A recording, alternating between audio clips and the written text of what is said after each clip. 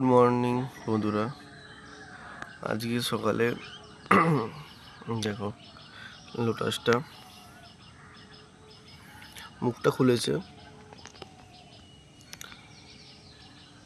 গেছে। আজকে বা কালকের মধ্যেই ফুটে যাবে মনে হচ্ছে, আশা করছি ফুটে যাবে।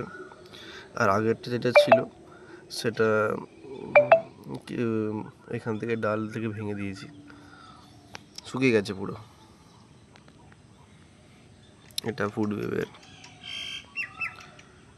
বাকি স্ট্যান্ডিং লিভসগুলো বেরোচ্ছে আরও বেশি বেশি করে। হ্যাঁ, ছিল না, ওইদিকে পাতাগুলো সব বেরিয়েছে, পুরো ভর্তি হয়ে গেছে পাতায়।